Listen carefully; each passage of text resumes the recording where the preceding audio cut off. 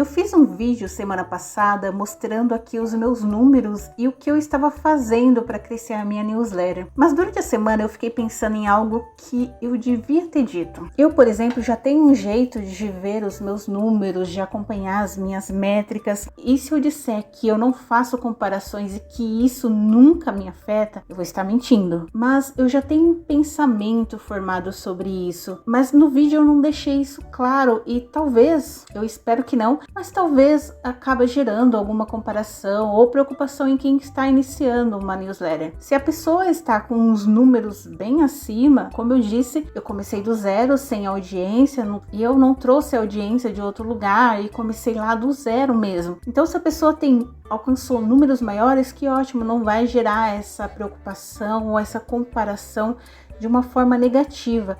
Mas se não é o caso, pode sim acontecer isso. E esse vídeo não é para causar esse tipo de coisa.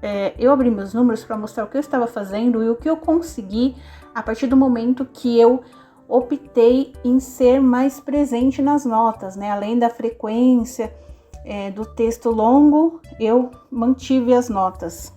Eu quero dizer que nenhuma comparação é saudável, que nós não podemos nos comparar com outras pessoas, porque na verdade a gente não sabe exatamente qual é o processo de criação da pessoa, a gente não sabe se a pessoa tem uma equipe, não sabe o nível de conhecimento, se a pessoa está levando uma audiência de uma rede para outra, ou sei lá, se ela está divulgando em outras redes, está colocando anúncio para chegar em mais pessoas.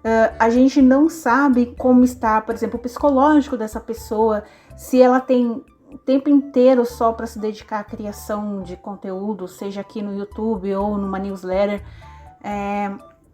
A gente não sabe como é a vida financeira dessa pessoa.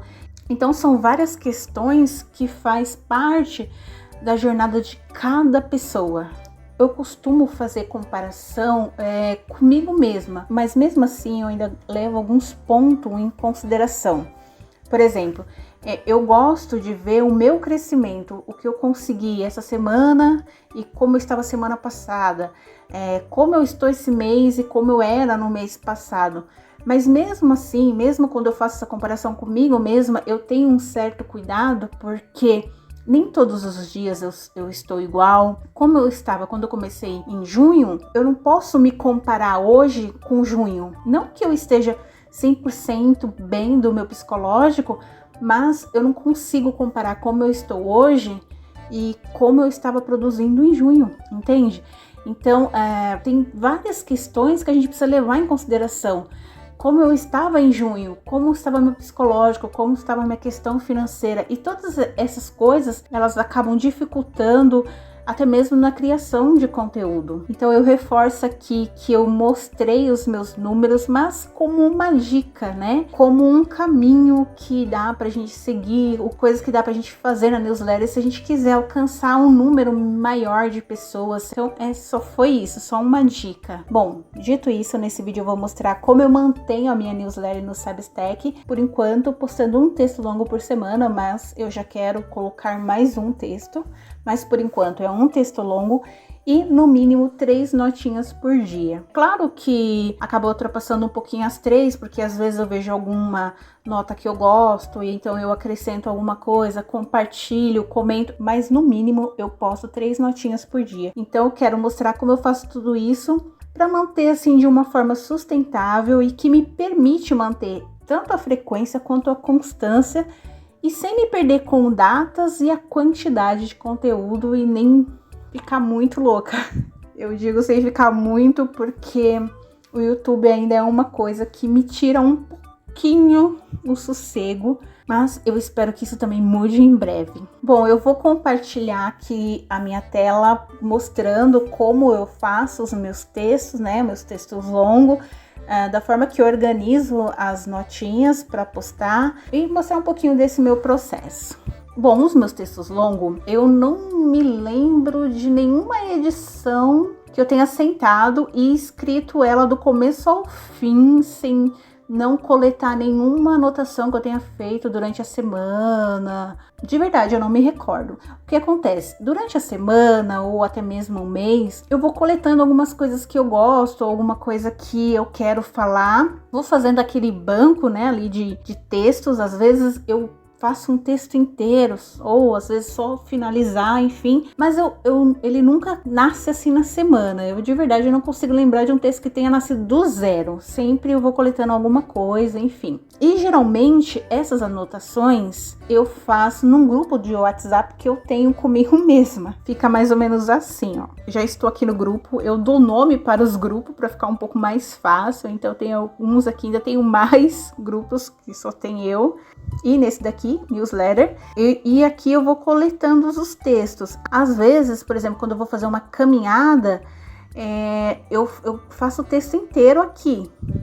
Às vezes fica pouquinha coisa para finalizar, mas eu vou anotando aqui e depois eu passo isso geralmente pro Google Docs. Aqui eu tenho, né, as newsletters, eu separo, né, por números, tem uns rascunhos, algumas tags eu coloco aqui.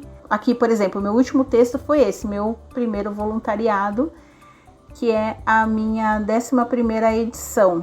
Essa semana vai a 12ª. Então, eu trago o texto lá do grupo do WhatsApp, trago para cá e aqui eu vou, né, corrigindo e colocando no formato certinho, colocando a pontuação, corrigindo alguns erros. E daqui eu levo para a newsletter para diagramar. Por exemplo, esse texto veio para cá e aqui que eu diagramo, eu coloco as imagens e deixo certinho do jeito que vai ao ar. Então, dessa forma é como eu faço o meu texto longo. De algumas anotações do WhatsApp, ou anotações, ou até mesmo o texto inteiro, eu trago pro Google Docs para corrigir, para deixar tudo certinho. E diagramo aqui na newsletter, depois eu agendo e vai ao ar. Geralmente eu diagramo na mesma semana que vai ao ar. Eu diagramo na segunda até quarta-feira. A minha edição vai ao ar na quinta, mas quando eu diagramo na quarta-feira, eu confesso que eu não gosto muito, porque eu gosto sempre de reler antes de ir ao ar.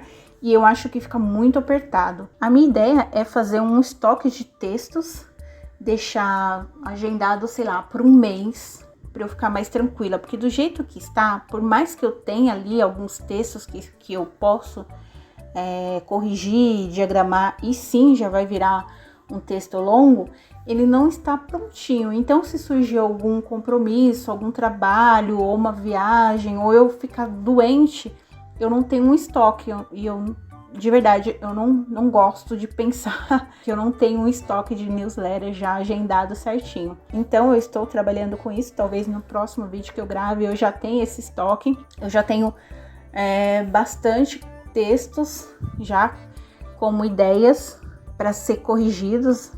Por exemplo, aqui em ideias de texto, eu já tenho bastante coisa, tá vendo? Tá mostrando aqui 14 páginas. Não tá diagramado nem nada, eu só peguei do WhatsApp e trouxe pra cá, mas já tenho bastante coisa e eu já posso dizer que eu tenho algumas edições aqui prontas, então falta corrigir e diagramar mesmo.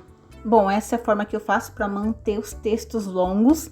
Agora eu vou mostrar como é que eu faço para manter a frequência e a constância nas minhas notinhas. Bom, agora eu vou compartilhar aqui o meu Notion e mostrar como eu estou organizando o que eu chamo de estoque de notas. Então, eu já separei, eu vou mostrar aqui como eu tenho feito. Como as notas a gente não consegue programar, ficava muito complicado eu postar 3 notinhas por dia e pegar o celular e ter que criar ou ter alguma coisa para postar assim meio que em cima da hora. Então não tava sustentável isso para mim e tava me causando uma certa ansiedade até.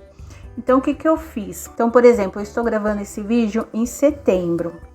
Aí eu já tenho aqui algumas coisinhas separadas para o mês de setembro. Eu tenho do dia 1º ao dia 12. Então, até o dia 12 eu tenho 3 notinhas por dia, por exemplo. Vou abrir aqui. Essas aqui eu já postei. Ó, eu separo assim, já, né, pra saber que são as 3. E aí eu vou e posto, inclusive eu preciso mudar aqui. Aí, por exemplo, aqui, dia 2, também já tá aqui as 3 separadinhas. E assim vai, todos os dias, sei lá, vamos abrir aqui. Dia 8 de setembro, as 3 também já estão aqui. Então, com isso, se durante a semana ou durante o dia eu, sei lá, tiver uma ideia, uma inspiração e tiver mais alguma coisa, eu posso vir aqui e adicionando mais dias e colocando aqui 3 notinhas por dia. Isso não limita, né, que eu vou postar somente 3. De repente eu posso ter uma inspiração ou ter algum assunto que eu queira falar naquele dia.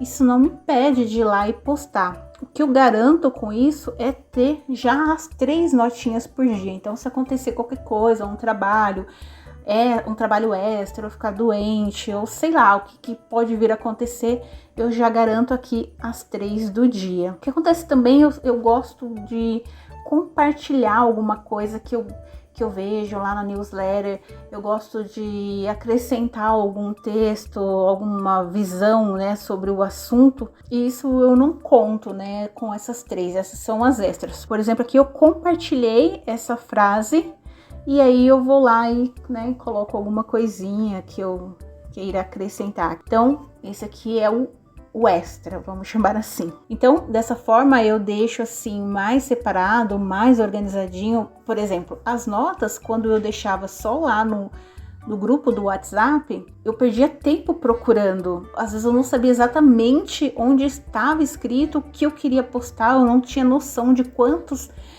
coisas eu já tinha nesse meu estoque. Isso gastava muito mais do meu tempo, né? Tirava o foco do que eu tenho que realmente focar, né?